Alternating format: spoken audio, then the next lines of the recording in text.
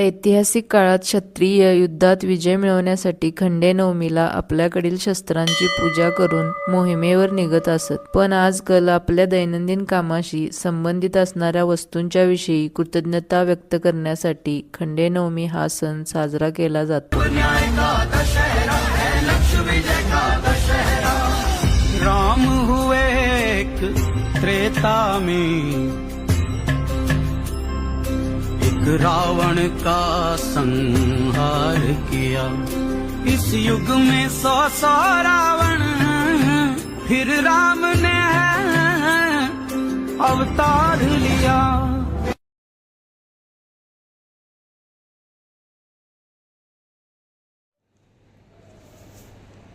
सर्वांना विजयादशमीच्या आणि खंडेनवमीच्या अनेक अनेक शुभेच्छा.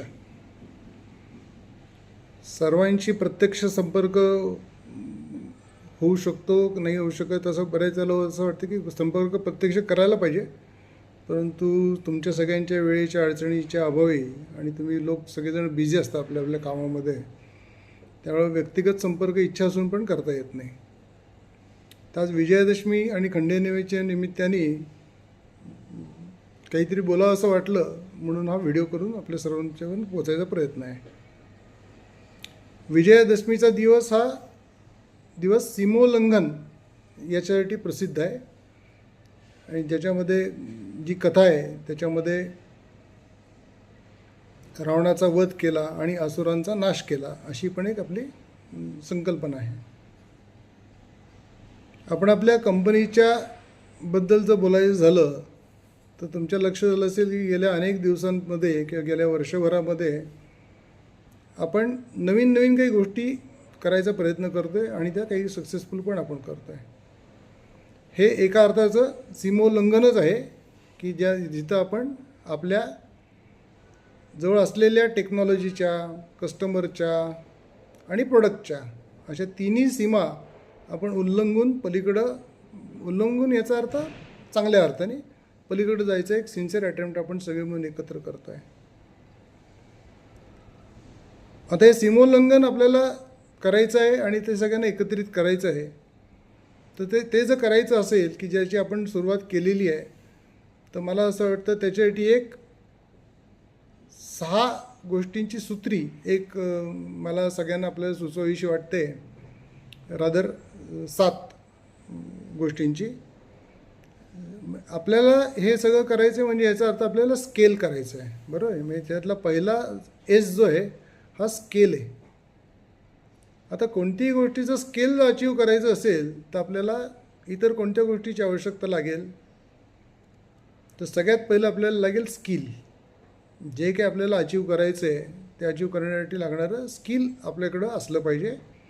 इंडिव्हिज्युअली असलं पाहिजे आणि ऑर्गनायझेशन लेवलला पण असलं पाहिजे. तर ते स्किल आत्मसात करायच्या 2 पद्धती आहेत. एक तर कोणीतरी शिकवा, नाही तर स्वतः शिका. मला असं वाटतं स्वतः शिकणं हे जास्त संयुक्त आहे सध्याच्या काळामध्ये आणि खूप सारे टूल्स त्याचे अवेलेबल आहेत, ऑनलाईन आहेत, ऑफलाईन आहेत आणि अनेक लोक पण उपलब्ध आहेत की जे तुम्हाला जे स्किल तुम्हाला नाही, जे येत नाही ते शिकवायला त्यांची अवेलेबिलिटी आहे, त्यांची मानसिकता पण आहे. सो स्केल अचीव करायचं पहिलं हे आहे स्किल.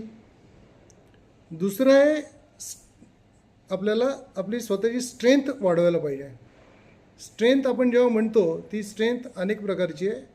सगळ्यात म्हणजे इंडिव्हिज्युअल कपॅसिटीत जर बोललो आपण तर त्या स्ट्रेंथ 3 प्रकारच्या आहेत.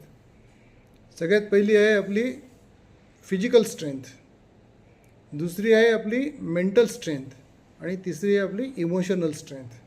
या तिन्ही गोष्टीची स्ट्रेंथ आपल्याला सगळ्यांना इंडिव्हिज्युअली आणि कलेक्टिव्हली आपल्याला इम्प्रूव्ह करायला पाहिजे.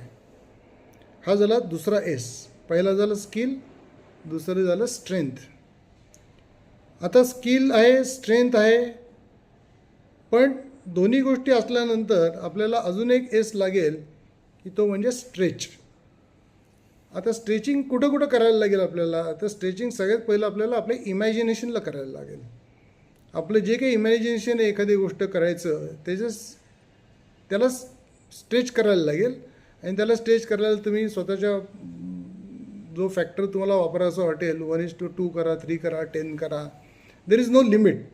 आपण जे इमॅजिनेशन करू त्याच्यामध्ये काही लिमिट नसतं त्याच्यामध्ये. त्यामुळे स्ट्रेच करता यायला पाहिजे तुम्हाला तुमच्या इमॅजिनेशनला, तुमच्या फिजिकल कपॅसिटीला, तुमच्या इमोशनल कपॅसिटीला, तुमच्या इंटलेक्च्युअल कपॅसिटीला, या सगळ्या गोष्टीला तुम्हाला स्ट्रेच करता यायला पाहिजे आणि ते तुम्ही शिकावं. त्याच्यानंतर हे जर करायचं असेल तर आपल्याला अजून एक एस लागेल, तो म्हणजे सर्च. आता सर्च म्हणजे काय की जी गोष्ट आपल्याला माहीत नाही, समजा स्किल माहीत नाही तर ते शिकायला लागेल, तर ते सर्च करायला लागेल अनेक ठिकाणी. मग सर्च करताना नुसतं सर्च करून चालणार नाही, की ते सर्च करण्यासाठी आपल्याला वेगवेगळ्या लोकांना कधी भेटायला लागेल, अनेक ठिकाणी जायला लागेल, प्रदर्शनं बघायला लागतील, ऑनलाईन एक्झिबिशन बघायला लागतील, इतर लोकांशी संवाद करायला लागतील. अशा गोष्टी जर आपण केल्या तर आपण ते सर्च करून आपल्या त्या गोष्टी इम्प्रूव्ह करू शकतो. आणखीन सगळ्यात महत्त्वाचं आहे की हे सगळं करत असताना आपली स्वतःची सेफ्टी, आपल्या कुटुंबाची सेफ्टी आणि आपल्या समाजाची सेफ्टी ही आपल्या सर्वांसाठी खूप महत्त्वाची आहे. तर असे हे स्केल अचीव करण्यासाठी स्किल, स्ट्रेच, स्ट्रेंथ, सर्च हे असे 5 एस.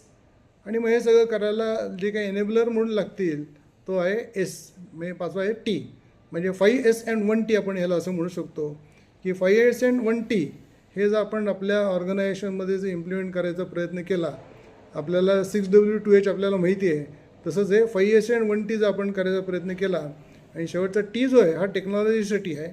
आता टेक्नॉलॉजी प्रत्येक गोष्टीमध्ये आपल्याला वापरायची, आपण वापरतो आहे, त्याचा आनंद पण घेतो आहे. तर याला नेक्स्ट लेवल आपल्याला जाणं, मग त्याच्यासाठी तुमचं IoT सोल्युशन असेल, KVS सारखी गोष्ट असेल किंवा इतर काही फायनान्शियल काही गोष्टी असतील, टेक्नॉलॉजी रिलेटेड असेल, AI असेल, रोबोटिक्सच्या वरचं असेल किंवा तर अशा सगळ्या गोष्टीवरती आपण या येणाऱ्या काळामध्ये एकत्रित काम करूयात असं मला वाटतं. आणि आपण सगळेजण याच्यावरती जरूर विचार कराल आणि असाच विचार तुमच्या घरामध्ये, तुमच्या लहान घरामध्ये जी कोणी लहान मुलं असतील किंवा अजून कोणी असतील त्यांच्यासोबतही तुम्ही विचार करा. आणखीन हे 5S and 1T आपण कसं इम्प्लिमेंट करू शकतो आपल्या पर्सनल लाईफमध्ये आणि कंपनीमध्ये, याच्यावरती जरूर विचार करा. आपल्याला परत एकदा विजयादशमीच्या आणि दसऱ्याच्या अनेक शुभेच्छा. थँक्यू.